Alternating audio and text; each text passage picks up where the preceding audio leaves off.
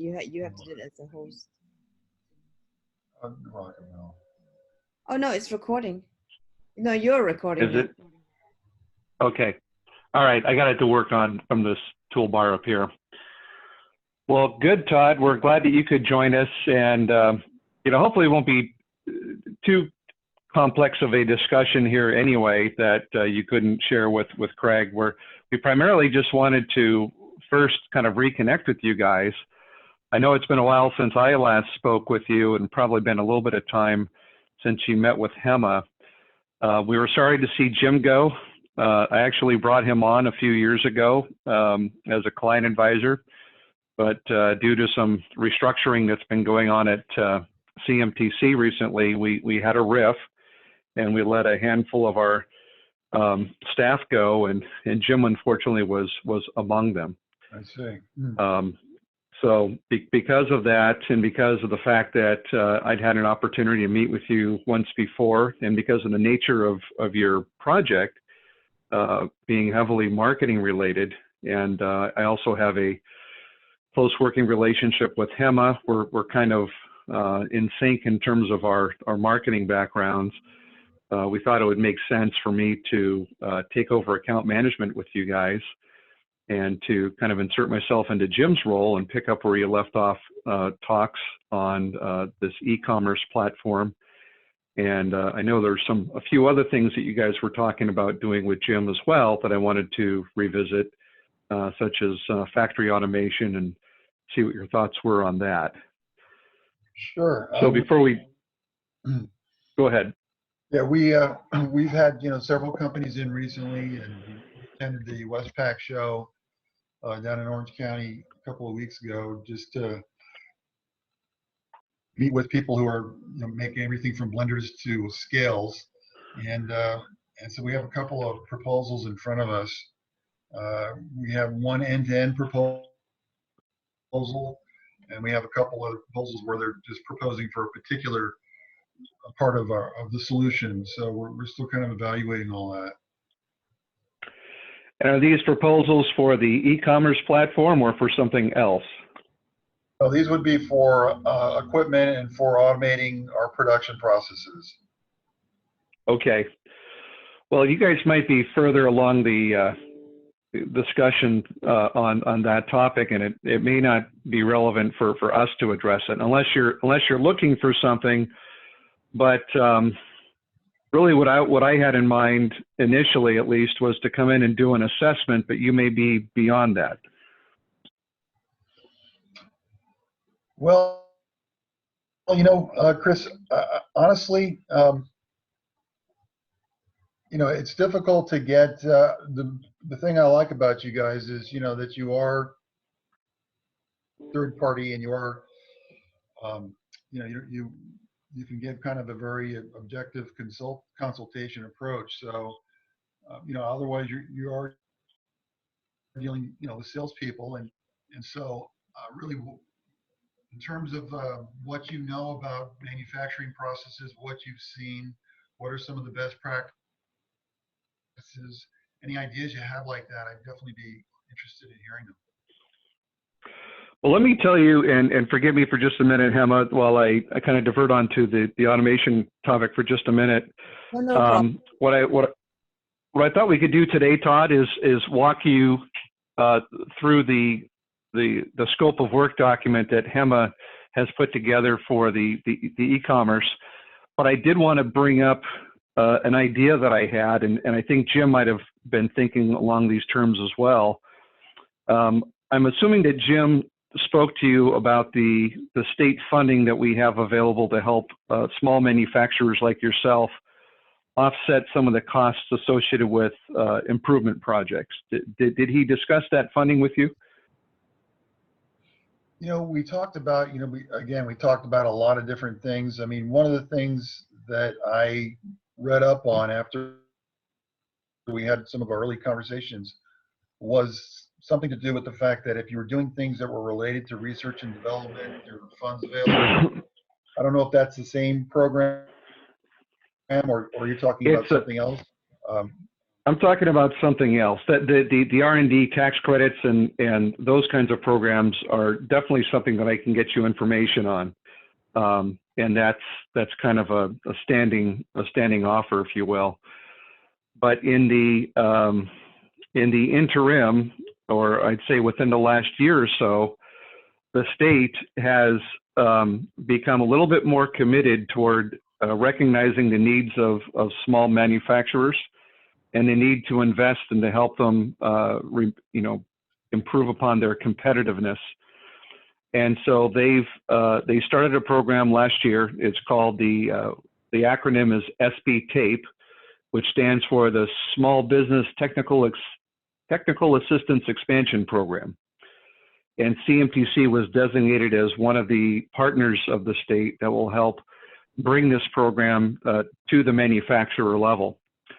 And what it is the state has tasked us to go out and identify new companies that haven't recently received assistance from an organization like CMTC or the SBD or the SBA, that the state would offer some assistance to.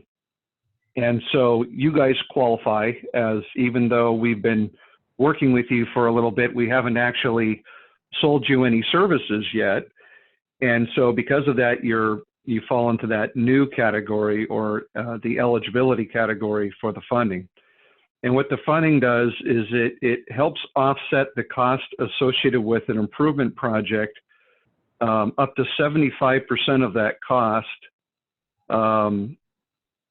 for a maximum of somewhere in the neighborhood of 120 to 140 hours of consulting work.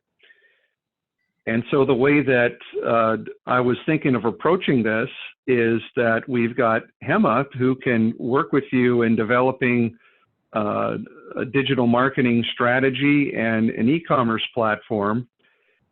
And if we could carve out a little bit of space in there, what I was thinking is we'd use up the bulk of the hours that were available under this program and bring in our advanced manufacturing team to do a full assessment and roadmap for your business in terms of how you might move toward automation and with some recommendations there.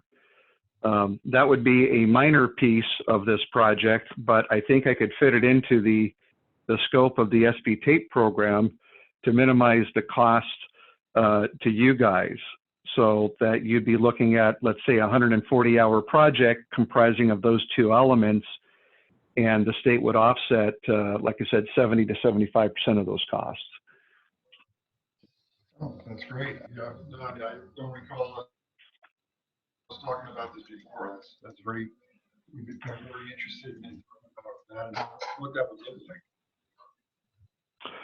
Okay, well, I'm glad we were able to have this conversation, because after we review the statement of work here from Hema, I'll talk to our advanced manufacturing team and see if they can add to the scope of work to include that assessment, and then we can provide you one proposal that would include both of those elements. That sounds great. Okay, well, then with that, should we go ahead and talk about this statement of work for the e-commerce? Yes, great. Let's move on with that. Hema, why don't we do this? How about if I kind of go through the introductory part of this, and then when we get to the actual statement of work, I'll turn it over to you. That work? Good. Sounds good. Okay. Yeah. So this is not a final proposal here, Todd, but it's it's kind of the beginning of what we'll be presenting to you guys. We put together a brief kind of a background and needs assessment, identifying the fact that you guys require a marketing platform that will help you engage with your brand and your offerings to begin marketing and selling on your website, which would include all 4 key business units: the stabilizers, ingredients, co-packaging, and your lab services. And then the solution we're presenting here is the development of a marketing strategy and a B2B/B2C shopping cart e-commerce platform with search engine optimization and a sales workflow built into it, which is Hema's specialty. Some of the benefits we're offering are clarity on branding and messaging on all 4 areas of your business, presenting a real understanding of how to position your products competitively in the marketplace, and communicating the appropriate by way of search engine optimization that is sales profit focused and really trying to leverage SEO to drive traffic to that platform. So the project approach and scope would include these following tasks and deliverables. We'd start off with a kickoff meeting where Hema and I would both be present with you and Craig and anybody else you'd like to invite to that to go over the project and the objectives and to make sure that roles are clearly identified and assigned.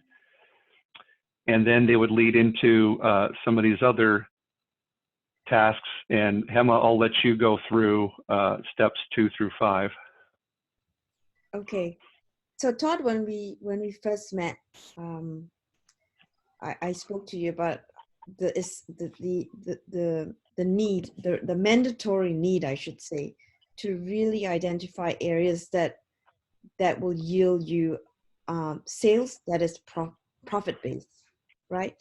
And you've got those 4 divisions. And so we need to really dig deeper into the strategic sales and marketing plan for a digital platform. And then so that once we have that, then we can actually set the scene for how that website is going to be in terms of the architecture on Google. So the process identifies a profit sales strategy combining all divisions within the business. The strategy will be set by benchmarking natural stabilizers with at least 2 competitors who have a strong online presence. So before we come to meeting with you, some homework will need to be done so that we can have two key deliverables on the first part. One is a clarity on the existing competitive situation for all 4 divisions. And then a marketing calendar and budget for ongoing search engine optimization, advertising, and any other required digital marketing, from email blast or trade, preparing you for a trade show and making those announcements. All of that needs to be scheduled out in a calendar, and blogs to be written, et cetera, et cetera. Point 3 is your management marketing review. CMTC will facilitate a review with the management team. Now, I normally do this in a 2-hour meeting, Todd, and that's with no interruptions. So we would have to have cell phones off, and I will facilitate this with all the data that we collect, and that would mean the data from the audit. I personally would, because you sent me that information, I would really like to dig deeper forensically into two competitors per division, because I think co-packing, lab, your ingredients, and the stabilizer business they're all going to be requiring a separate mini marketing plan each. And understanding the profit areas in each sector is going to be really important. And it might be that the ingredients part of it, it's so commodity based that we have a completely different strategy to what we might do for the lab part of the business. So you will provide 2 key websites for each segment. And so we'll review 8 competitors. We will siphon out the keywords. We'll look at how their branding and messaging are going together. If they're doing any PPC, we can actually pay per click advertising on Google. That's what it means, PPC. Then we'll actually kind of be able to gauge from a function of spying on them, say the least. We'll kind of gauge on the kind of budget investments that they're going after, and we can decide then: do we want to be a me too, or how can we be different, right? Okay. We would also want to do a customer satisfaction survey. I think I'd like to call 2 customers per division. If you don't have any customers in the lab area, I can understand that. but I'm allowing it for 2 customers per division. Why is this important? It gives us a good snapshot on where you're really kicking ass, and then areas that possibly could be provide us insights into the needs of that target market that you want to go after. So as a deliverable, we're going to have a benchmarking analysis done with the 2 competitors per division. We're going to have clarity when we come together and do the executive team meeting on the sales strategy. Now I say sales because sales here is key in why you're investing. Of course, marketing is part of that. So, which is why I say, when we finish this, we'll have a complete site map and digital business development architecture that will include branding requirements for the website, messaging, and content. If you can scroll down, Chris. I just wanted to check in with Todd. So far, so good? Yes, yes. I like the the thoroughness and where you're going through each one of these items, and it sounds good. Good. I just want to chime in here. I really like the fact that Hema is bringing in the competitive analysis here. She's a marketer after my own heart. In a prior life, I was a marketing consultant myself. I placed a lot of emphasis on competitive analysis and figuring out how to position a company against its competition. We would call it how do we beat our competitors? Well, the only way you can do it is really research the heck out of your competition and find out how are they positioning themselves, what are their key strengths, and how do we win in that conversation, in a sales conversation. What can we say to a customer when they say, well, I'm using so-and-so? Okay, great, but did you know that we can do X, Y, and Z that is superior to what our competitor is doing, and be prepared to have those conversations. So I'm equally happy to see the thoroughness in here too. No, I completely agree. A good portion of my career was spent in office equipment, and it's a highly competitive business. And we would actually take every single major competitor, Ricoh, Canon, Xerox, etc., and break down every single one of their products and do side-by-sides. And so that's kind of my background, where I came from. Food business is so different in the sense that I think there isn't a lot of that being done. So we would really be setting ourselves apart by having great intelligence on our competitors. Yeah, the thing, I love that. The way the world is set up now, Todd, is that you are able to take. Actually, first of all, you can get data through the Google platform with software, proper software, which I have. But the key here is that how do we apply that data to your business, right? Right. And I think the nice thing here is that we can get the data.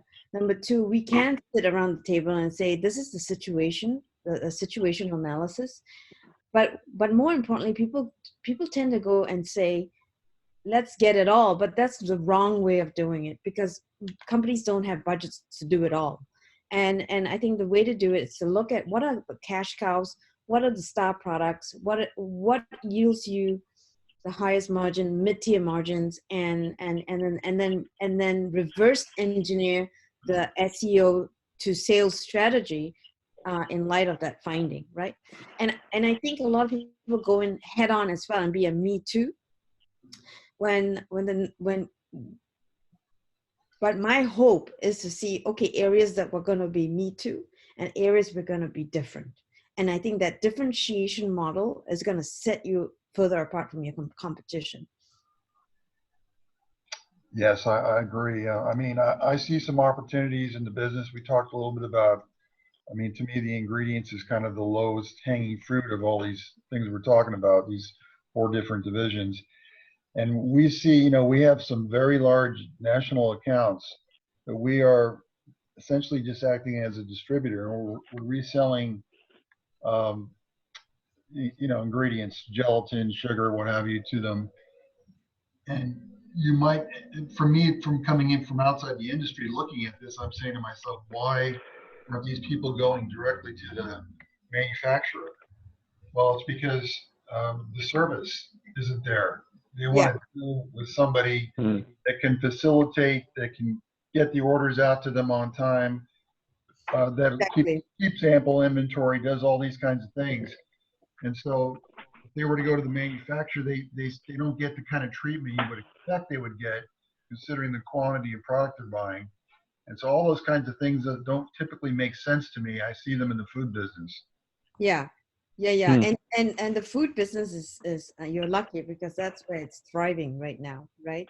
With in light of what's happening around us. And so supply and demand is going to hit your desk, and and the fact that you are the the manufacturer, people are going to rely on you because you'll be able to say, yeah, yes, I can supply. No, I cannot supply. None of this middleman business. And I think we need to enable you now more than ever to get going with this.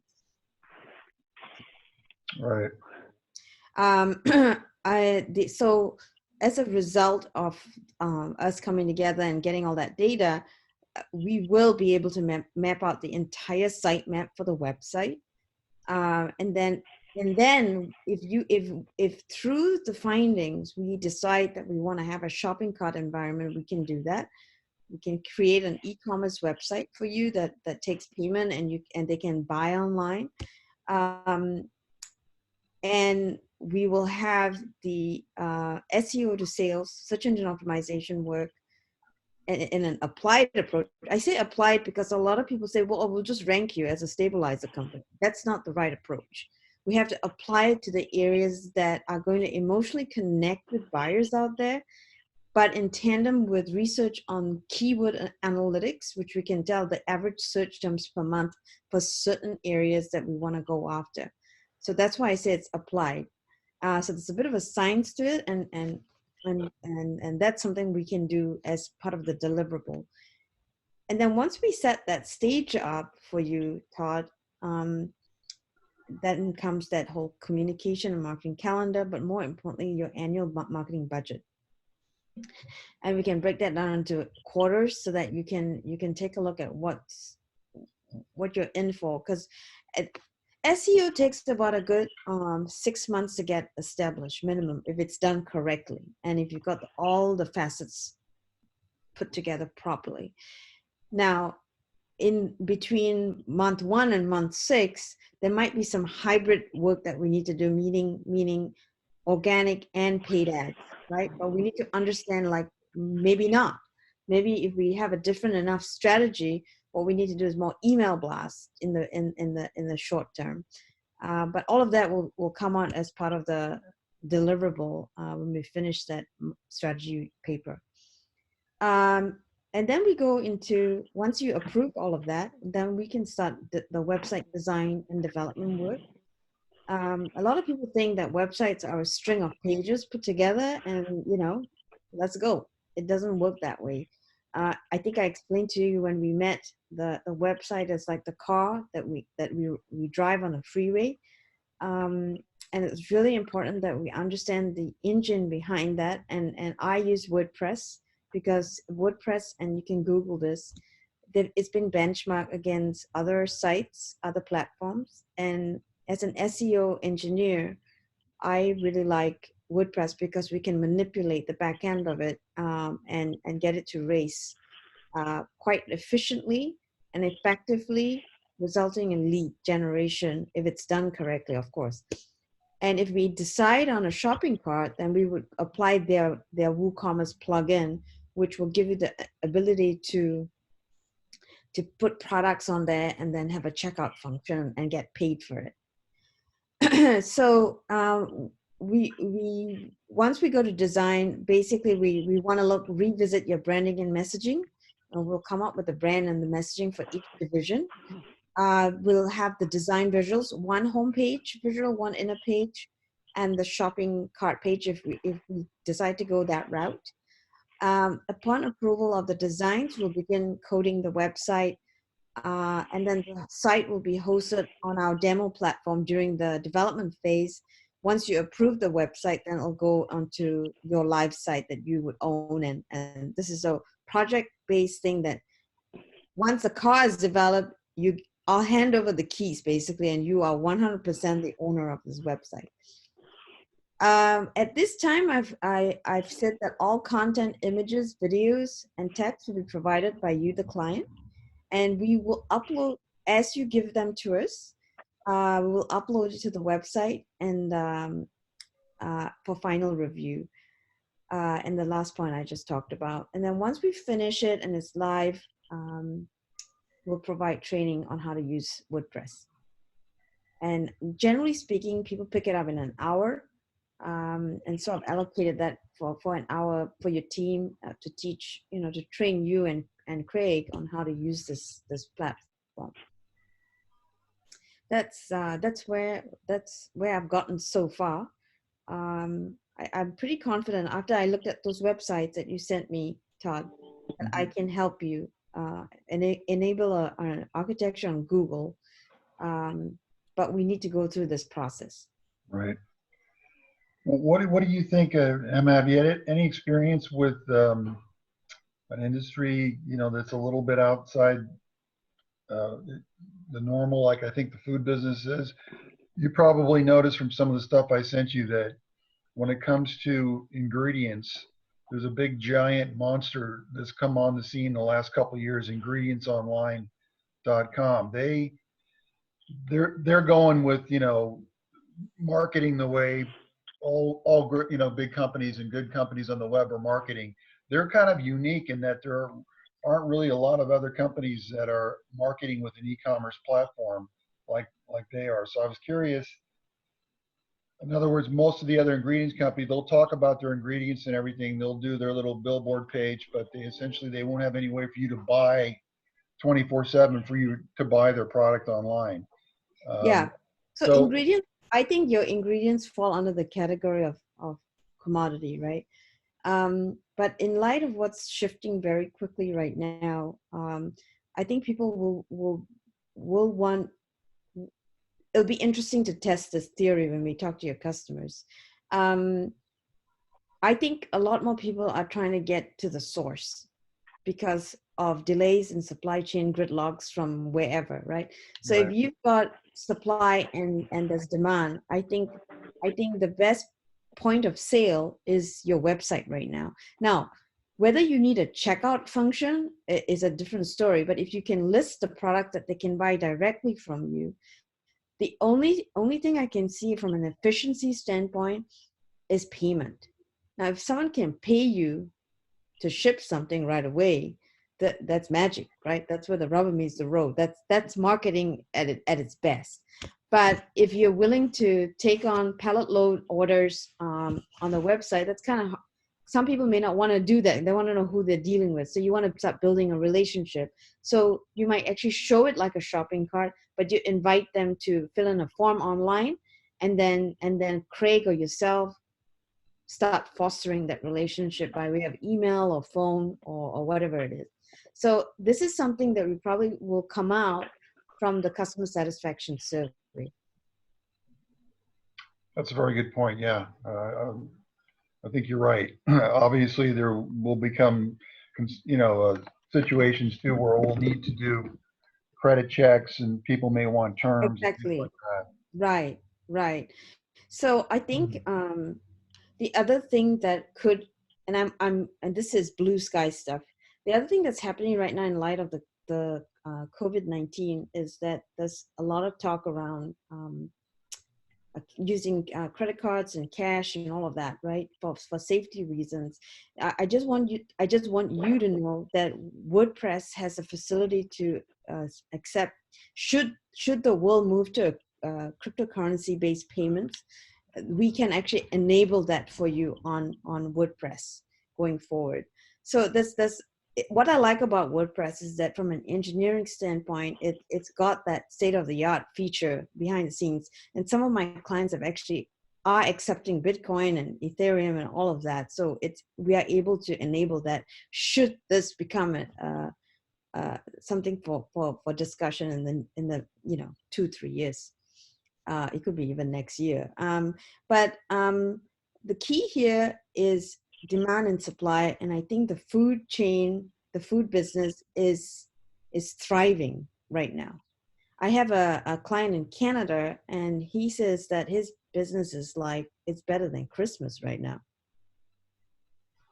Yeah, we're interested to see what's going to happen because we have a once a week discussion with on technical in nature for ourselves and also for the brokers. And so the point came up about what's going on right now with all the hoarding, you know. Yeah. And the other night I was going out wanted to make some spaghetti and meatballs, and my wife said, "Good luck, you know, there's just not going to be any meat at the store." And I said, Yeah. "Really?" But sure enough, I get to the store and the entire freezer case is empty. So somebody was saying, you know, hopefully people want to equally hoard yogurt and ice cream. Those are Yeah. our product goes into. So we'll have that.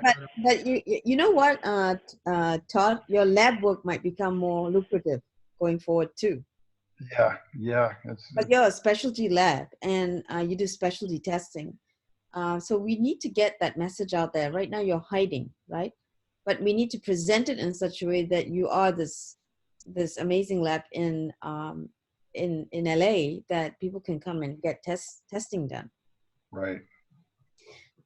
You know, and positioning it as a service, a full turnkey service out there with really good images of the lab, I think would be important. I think anyway.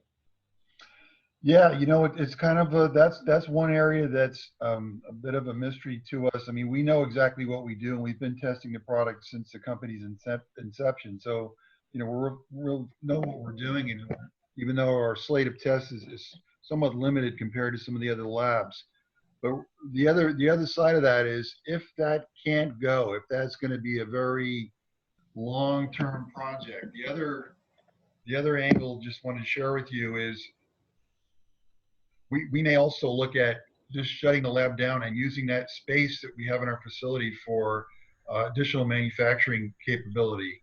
Oh, so we can go either direction there. I just did an analysis as an example and found that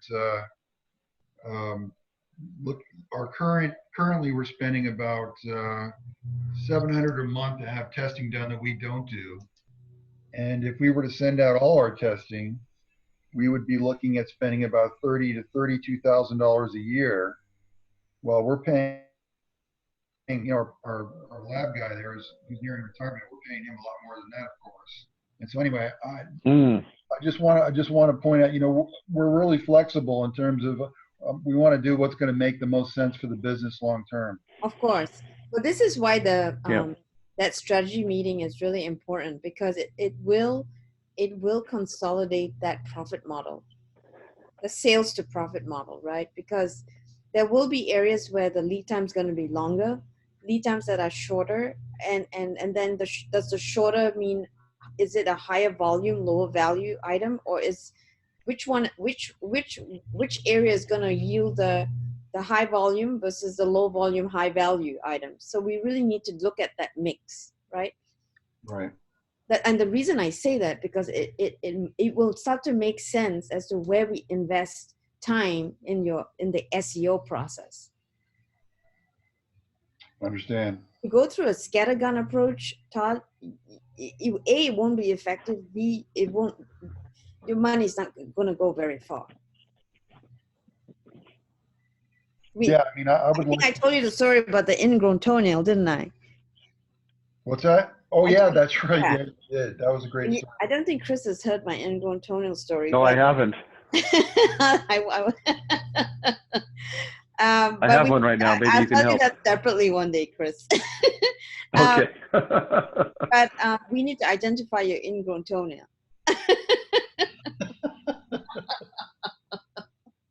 Or toenail. I like it. Root that sucker out. So I would love to work with you guys on this, because I've actually been down the path of ingredients, especially ingredients for a manufacturer in New Zealand. And like we talked, you know, you need to engage at the emotional side by verticals as well. There's pet care, there's consumer care, there's personal care. You need to not just talk about the wow factors of what you can offer, but engage with the market and the sector that will be of interest, right? Absolutely. And Yeah. I don't know if I mentioned this to you last time you were in, but for example, one of the brokers we have who's really been in the industry a long time, very creative guy. He's got his wife more actively involved in their business now, and she has a little background experience in the cosmetics industry. So she's targeting all the companies that make cosmetics and a lot of different types of gums and things, for example, Yeah. go cosmetics. So we just put together you know, a brochure, just simple trifold brochure for products that we sell that go into cosmetics with a Yeah. cosmetic theme. So yeah, we're gonna let our brokers drive some things with their connections, their relationships, their backgrounds, and try to service them. That's the other thing that we've really been talking about lately. We went to a show about 3 weeks ago in Orange County. It's called SCIFS. It's Southern California Institute for Food Technology. We had a table at the show and we want to become the most broker-friendly food company in the industry. So right now, a typical broker doesn't have high-level access inside these food companies, and more or less it's a get in line kind of attitude when they come to the company. So that's another angle we want, because we feel like if we can make connections across the country and build out a great broker network where we've got a sales attitude towards people, not an attitude of indifference, which is what I see. That could just be a home run. Yeah. Yeah. So that's why I say when we talk about branding and messaging, it's not just about the products or the service. It's how we engage with the different sectors, right? And you might get, okay, now you're dealing with brokers, but you might start to get formulators that come direct to you. The Yeah. fact that you're made in USA is something we need to promote as a key brand, right? So Yeah, no, absolutely. As a matter of fact, this same fellow I was talking about, he is getting us into a giant company out of South Korea that's we're doing a stabilizer for dog food. So here we got one guy. He's working on a dog food. We have our ice cream business with him as well, and then also his wife's now into cosmetics. So it's kind of fun. so there we have it. I look forward to starting this with you guys because I think we need to move. We need to move because in light of all the chaos outside, I think this is a good time to start really dissecting this and getting it to a point where you have an engine to showcase online. So I'll leave it to Chris really to finish this up now. Yeah. So what do you think, Todd? Have we captured what the two of you were looking for in terms of an e-commerce proposal? Yeah, I think, again, if everything is this well thought out going forward, I think we're going to be successful. And obviously the only other factor is, our budget, what we can afford, what the cost of the whole program is going to be. Can we do the program a piece at a time? Does it have to all be done at once? Because I'm kind of more inclined to be along the lines of what you just said there, Hema, that I like to make things happen. I'm not so interested in everything having to be perfect, but I'm interested in us making progress. Yeah. I'm in a position, Todd, where I can kind of help frame how the approach for this type of project because of the funding program. And even though we haven't fully scoped this out and included the other automation component to it, I already have a pretty good sense based on history with other clients of where these projects typically net out. So I'd like to give you a range in pricing that I'm anticipating this is going to be in terms of your guys' out-of-pocket costs, so that you can discuss that with Craig and determine if this is going to fit within your budget. But typically for these 140-hour projects, once we incorporate the state offset into that, the client cost share is coming out into a range of roughly between $8,000 and $11,000. Chris, Yeah. you're breaking up. You're breaking up. I didn't catch the last 10 seconds. Oh, I'm sorry. Anyway, can you hear me okay now? Yes. I'm going to stop moving around in my office here. Anyway, what we've typically found is in projects about this size that are offset by the state fall into a price range of roughly between $8,000 to $11,000. Usually around 11 plus is the top end of that. So that would represent your cost share from that project. The state would pick up the balance of that, and you guys wouldn't see an invoice for that amount. Now we can break that up potentially into two payments. We would normally require a payment up front and then something toward the end of the project. But do you think that would fit within your budget scope? Yeah, I think that's, something that would be, doable.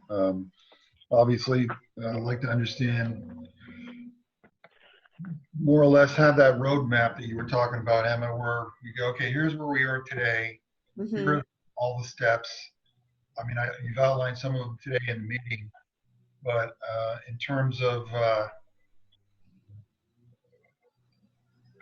guess my concern about any project like this is, when are we going to be able to start seeing some kind of return on it? What's a commitment of time that's involved? Those kinds of questions. Emma, do you want to address the website part? Yeah. Okay. From start to finish, because we're not doing a Band-Aid job here, right? We can move quite quickly on the planning phase, and the website under the current circumstances could take anywhere between 2 to 3 months, depending on how fast you can respond to stuff, Todd, as well. You might not have the right images. We might have to do a photo shoot, et cetera, et cetera. So once we dig deeper, let's say worst case scenario, 3 months. By the time we launch in 3 months, the hybrid, that's why I said organic takes about 6 months to get established. But if we need an immediate area that needs instant gratification in terms of sales, then we might look at some paid ads that we need to do. And that will give us a good idea as to where that demand is at that time. Email marketing would be another thing to existing clientele. So your return could be as fast or as slow or as organic or as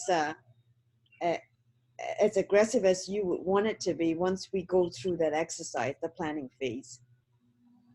Well, I can tell you on this end that, I have built a website before for a telecommunications agency I ran. So I got a lot of what's required, and I think you'll find I'll be responsive. This does have a high priority for us. Good. And then I'm just very interested in learning, as we go and you put all these tools into place, like I say, you get a lot of great feedback to tell you what direction to go. Yeah, I mean, at the end of the day, Todd, you're in a unique situation now, and like I say, in light of the chaos, I think you're in a sector that you need to be visible as the U.S. manufacturer that can do X, Y, Z. Number two, we need to make sure that you engage with all the verticals that matter. Not just the ice cream manufacturers, but everyone, the consumer market, the pet care market. It could be the medical market too. I don't know. And then really engage in a form of being different, and present yourself out there and stop hiding. You're hiding right now. Nobody knows you're there. And once you come out of hiding, then we will know, right? And it Mhm. has to be an ongoing thing. Don't ever think that by having a website go live, it's going to instantly generate sales. There has to be fueling every single month. I completely understand that, and I get that. And it was kind of funny. We didn't have a website prior to us putting a board of directors together, and my brother and I coming in and taking over the company. And the other guys on the board were like, well, we don't know if we have enough capacity. You know, we shouldn't put a website up. We might get too much business. And my brother and I, That's broke up funny. laughing. Like, are you guys kidding? You know, if it was that easy, everybody would be, hugely successful. So I understand what you're saying. And Yeah. Yeah. there's a lot to that. And the other thing is, I'll tell you this too. There's paranoia in this industry.